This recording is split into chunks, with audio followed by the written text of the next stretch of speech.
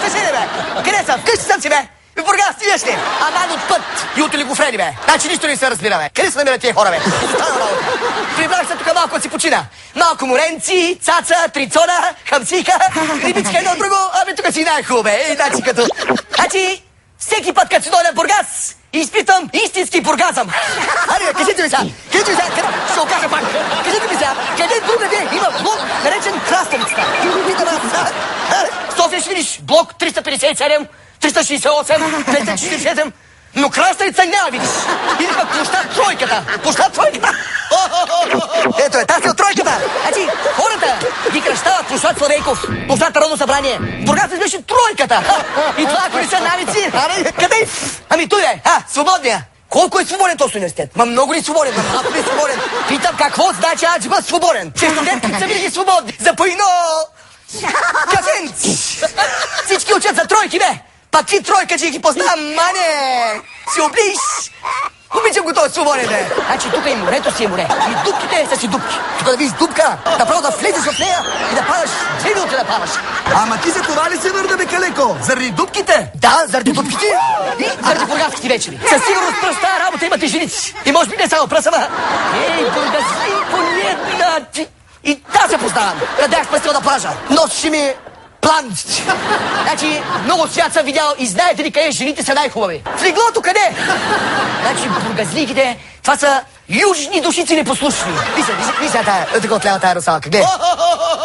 Ще ти махна люспици. Значи, от всички булки, дето човек има през живота си, поне половината трябва да са бургазли. По възможност долната половина.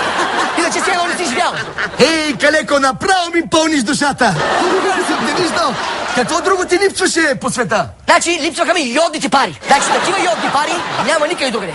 Ама йод ви казвам. Йод, ама направо спирт. Като се порежиш, за 2 минути ти зараства. Даже ти изнасва нещо друго. Йод, как дишам аз сутрин. Ей го, йода сами до тука. Като видя по света бургаска кола, веднага изпадам гумите. И що, дай защо? За да подиша малко бургаски въздух. Това не е ли тълък нефтохима? Значи аз излязам тук на терасата, отворя друба, насоча го към нефтохима и поемам. И след това в туалетта фърлям газови запалки. Калеко, ти си като бумеранг, бе. Цял свят обиколи и пак се върна да досажеш в Бургас. Ти си много отворен, бе. Ма вие знаете ли колко е хубаво тук, бе? Ей, тя ще им покажа колко е хубаво. Здрави! Пия от ракийка, сега тук е залит слънце. Ма вие не го вижте това залит слънце, защото в Бургас залит слънце може да се види само сутрин. Ей, той му пия си ракийката, ще скручим една цаца и едни бургаски вечери, ако ми изтряснят. Ало, где сте що? Дай, ще направо на кефи. Бургаски вечери,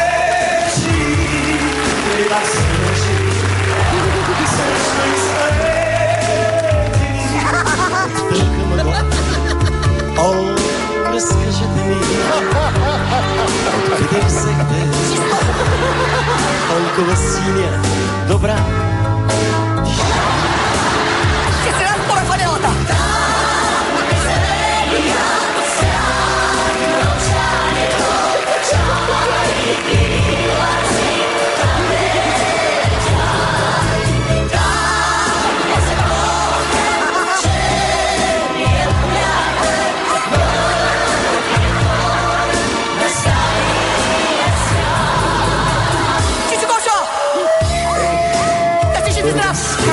Значи много уважавам с бати Митко.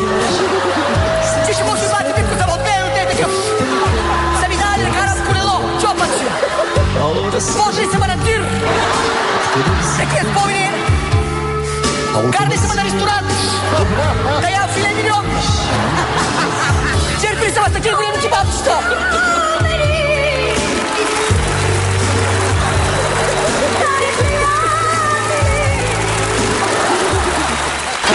Още ви имаме родините, Рачков.